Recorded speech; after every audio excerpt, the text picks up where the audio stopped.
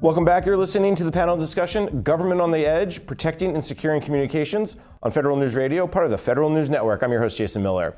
My guests today are Susanna Schiller, the Acting Chief Information Officer at the National Institute of Standards and Technology in the Commerce Department, Vincent Sertapan, a Portfolio Manager at the Homeland Security Department's Science and Technology Directorate, Colonel Pete Wilson, the CIO G6 for the Army National Guard, George Battistilli, the Cybersecurity Program Manager for the Army National Guard, and Brian Palma, the President and Chief Operating Officer for BlackBerry. At the end of the last segment, Brian brought up an interesting point, this idea of understanding the security risks and the growing risks around phone communications and beyond phone, the data that comes back and forth off the phones. Let me turn to Vincent on this one to start with. This is kind of one of those areas where I think, as you mentioned, agencies were very happy to do MDMs or EMMs, but they weren't necessarily worried about some of the other pieces and parts of it. With CDM, Continuous Diagnostics and Mitigation Program, and some other efforts, I think that's starting to change. Yeah, so broadly speaking, as you mentioned, it is very much has been about the integrity of the device, protecting the applications, and then looking at the data, right? But as we move towards things like Continuous Diagnostics and Mitigation Program, you think about what is protecting the .gov network, right? What is actually residing on the network? So having hardware, software, asset management, that's great. Knowing what you have and how to protect that, that's the first step. As we progressively look at this challenge and worry about things like secure voice and just secure communications in general, we very much care about the data, but where is it going, right? How are we encrypting it? When do we not need to? And we have those types of concerns in the department, things where you look at law enforcement sensitive data, but very much when it's data in the form of an email or a document or a file, that's very much, we've known how to do that. We know how to do that today. We have various networks for that. When we talk about voice and others, I think that's under a challenge we understand, but there are some difficulties and challenges around that, and sort of opportunities too. So when you think about it in the sense of, well, great, I can do point-to-point encryption for voice, but I have to think about interoperability from landline to cell phone. I have to think about what are my auditing and records management requirements associated to that. So I think we're going to get there eventually. And in some cases, when it's very sensitive, law enforcement sensitive, in the case of DHS's mission, we are already looking in those aspects and working in that areas. But very much so, what about everybody else when we have CUI voice data that we have to protect, right? Those are pieces where I think progressively the departments and agencies will go towards. And I want to bring up the part of from the beginning when I mentioned the research that DHS S&T is doing on the end-to-end encryption. Was there any update you're able to give us on that? Yeah. Is that just still in the early phases? No. So yes, very much so. I will say we are looking, so S&T, DHS S&T supports CISA directly, Cybersecurity Infrastructure Security Agency. One of our new topics and areas that we're working on to come out in a couple months, or maybe next month, is security and resiliency of mobile network infrastructure. Everything from the network itself that you're worried about, Wi-Fi, cellular, and the whole 9 yards, to things like, well, what about mobile network traffic management and visibility for the enterprise? And that includes voice. So if I do a CUI to voice call, we want to protect that, right? And so we've looked at the landscape. There are some places and some pieces that work interoperability, but you have the challenges of who keeps the keys. What happens if the other end isn't secure? And what do I do with things when you're thinking about auditability and records management? Those are pieces where we will have a new research area theme around coming up. And very much, look out for it on FedBizOps. Excellent. So we're talking about a broad agency announcement, hopefully, or something to that effect. Brian, jump in here because I want you to just react to something that Vincent said, where we do a good job of data and email and documents and files, but we don't necessarily do a good job of understanding the voice side. Why, when you talk to your customers, why don't you think they understand that voice side? Yeah, I think like Vincent said, a lot of customers are starting to mature their voice strategy, but for a long time that's been overlooked. And we talked earlier about the importance of the endpoint and protecting the endpoint. Vincent mentioned UEM and EMM. I think for a long time, voice has been overlooked. We're seeing more and more customers. I can think of one, large federal government agency.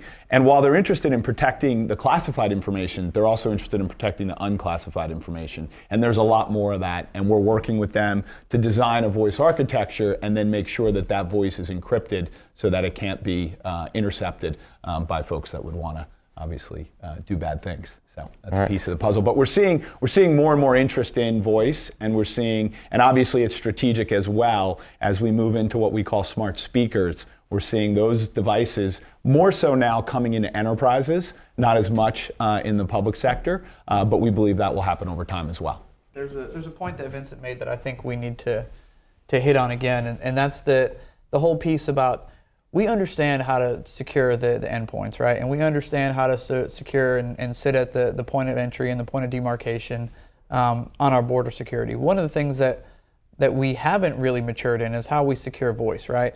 It's the old adage of loose lips sink ships. People can say whatever they want on the phone, whether they're in a classified or an unclassified environment. And I think that's one of the areas where federal government and industry alike, we need to make sure that we are mature at that, because how do you monitor that piece and how do you get after that piece?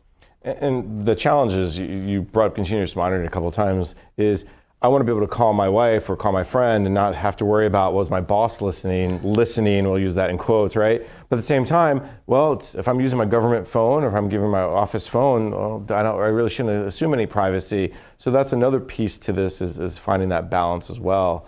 I'm not sure. Brian, jump in. Yeah, and then the other piece that's really important is folks want to use, as you said, the phones that they use every day. They want to use Android, they want to use iOS, they want to use those platforms. So it's really important that we have solutions that are both secure, but also allows the user experience that everybody's used to today. Yeah.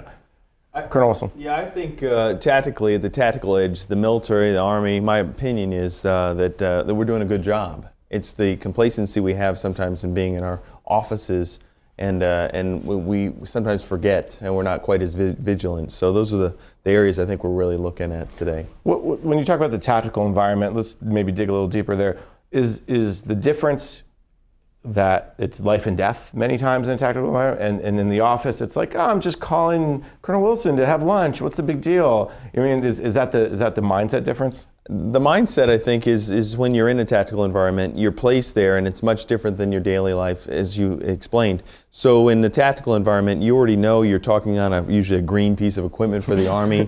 You know that there's a complex algorithm you just put into the radio to make sure that it can only talk to the network, and there's all these safeguards in place, and you've been trained to do it over and over and over again. When you go back to your office, and like everybody's pointed out, I pick up my phone and I'm just going to call my wife, or I'm going to talk to somebody because it's the phone on my desk, and I'm talking about operational things that aren't necessarily classified, but they're still perhaps not things we should be talking about as freely as we do. And it is a training part, and there is a security part that I think we need to address, right? Now, Susanna, you're the outlier in this entire conversation. NIST is tactical, but in a much different way. You're very strategic in a much different way. You have to find that right balance, because again, you want the scientists and the researchers and the people in NIST to be able to do their jobs, but in a safe and secure way. How much are you thinking about voice, and should you be thinking more about voice? Talk to me a little bit. So where we've thought about it a little bit differently is in the collaboration space. So, NIST scientists are collaborating with people around the world. That's what they do. And they want to use all of the new tools that are out there for collaboration. All of the different, Skype for Business in Microsoft, regular Skype, FaceTime, all of the different products that are out there. And the question is, what is appropriate to use even in an environment where things are fairly open? And so we've been introducing a process where they want to use collaboration tools, but they can't just go pick their favorite product to use.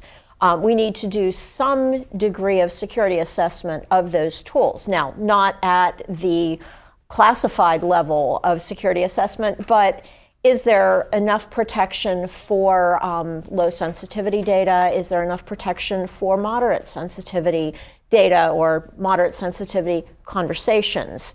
And so we actually have established a process where they identify a collaboration tool that they want to use. It needs to come to us in the CIO's office to do an assessment of those controls. And part of what comes out of that assessment is what kind of rules of behavior do they need to adhere to in order to use the tool.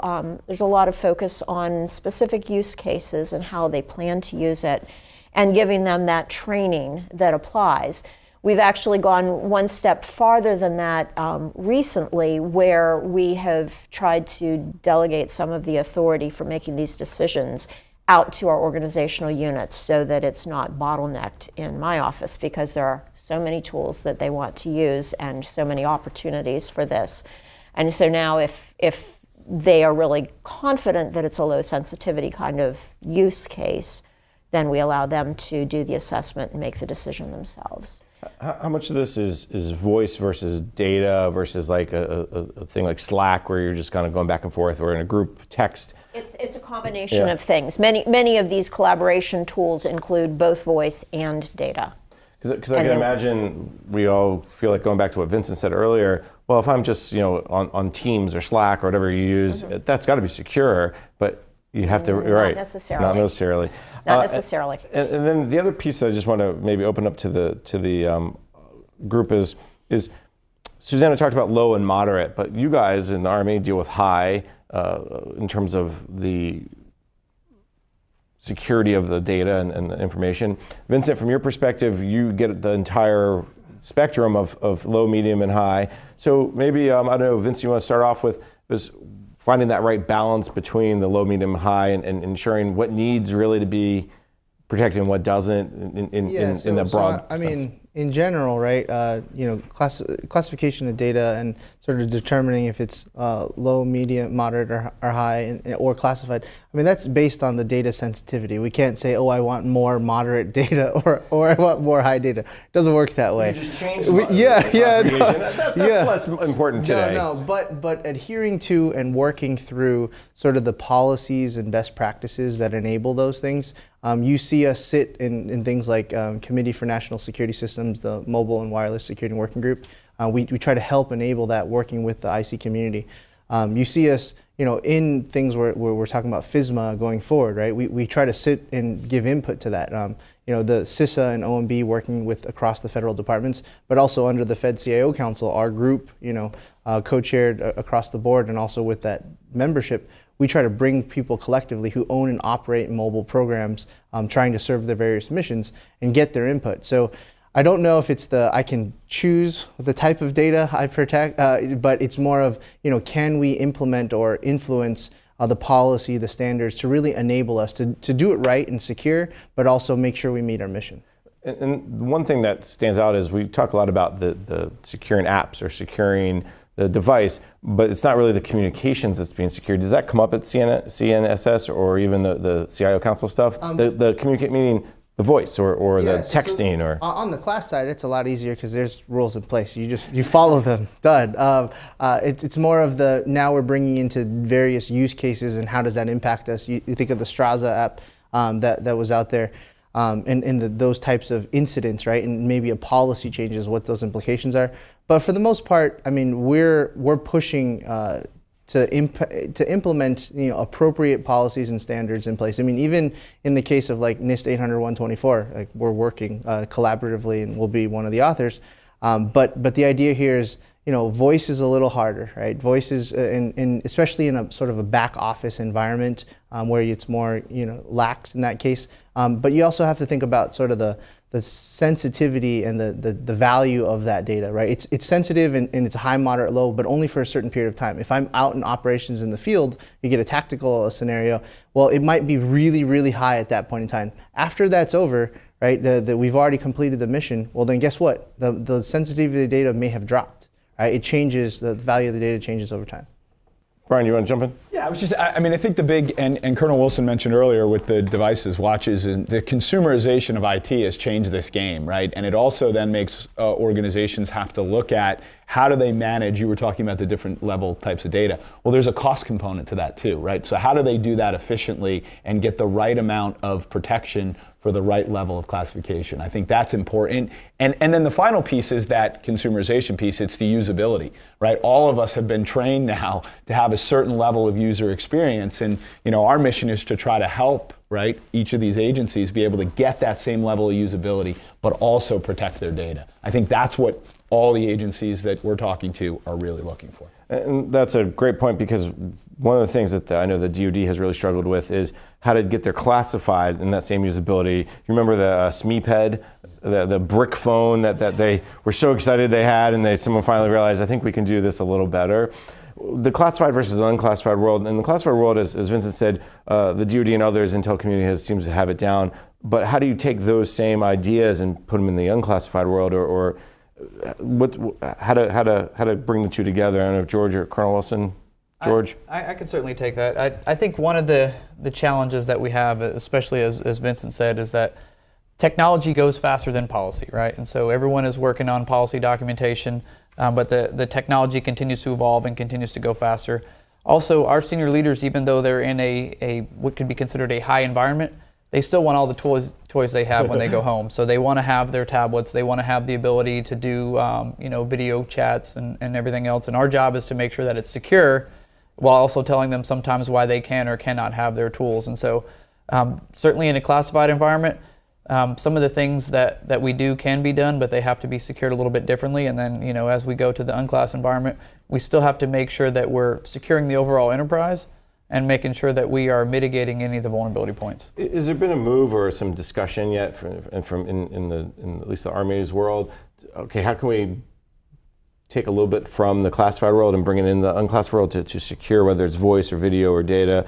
Can we beg, borrow, steal from it yet, or is it still such separate worlds in many ways? So they're very different worlds at this point, and I think that should be the case. And that's kind of how it is. I was thinking more the tools or the techniques, or Vincent, maybe you have a. So the whole push for commercial solutions for classified, right, and that component list. Even when we work in various areas, best practice and standards in policy, we actually still point to it, because if it's good enough for classified, it's sure as hell good enough for the unclassified, right?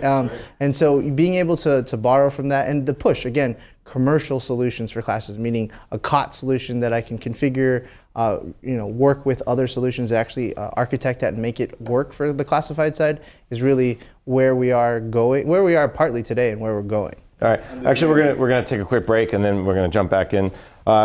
Lot to talk about, but you're listening to the panel discussion, Government on the Edge, Protecting and Securing Communications, on Federal News Radio, part of the Federal News Network.